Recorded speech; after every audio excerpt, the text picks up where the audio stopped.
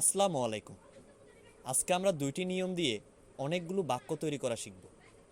আমাদের নিয়ম নাম্বার 1 হচ্ছে আম গ্লাটেড। আম গ্লাটেড দিয়ে কি ধরনের বাক্য তৈরি করা যায়?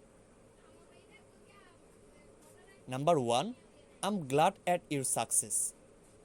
আমি তোমার সফলতায় খুশি। Number 2, I'm glad at your kindness. আমি তোমার দয়ায় খুশি। Number 3, I'm glad at your result. আমি তোমার ফলাফলে খুশি। Number 4, I'm glad at your answer. আমি তোমার জবাবে খুশি। Number 5, I'm glad at your service.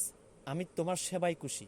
এখানে আরও একটি বাক্য যুক্ত করা যায়, আম গ্লাড অ্যাট ইউর অনেস্টি। আমি তোমার সততায় খুশি।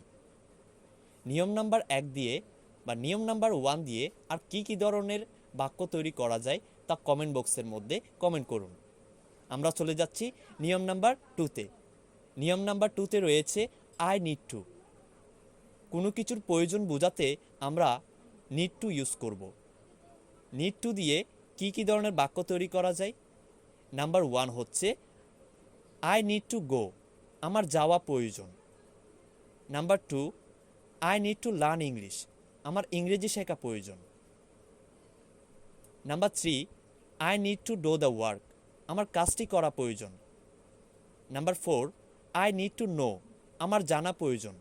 এখানে যদি বলা হয় আমার বইটি সম্পর্কে জানা প্রয়োজন, তাহলে বাক্যটি হবে I need to know about the book. Number 5, I need to help him. আমার তাকে সাহায্য করা প্রয়োজন। ধন্যবাদ। দেখা হচ্ছে পরবর্তী নিয়মগুলোতে। আশা করি পাশে থাকবেন।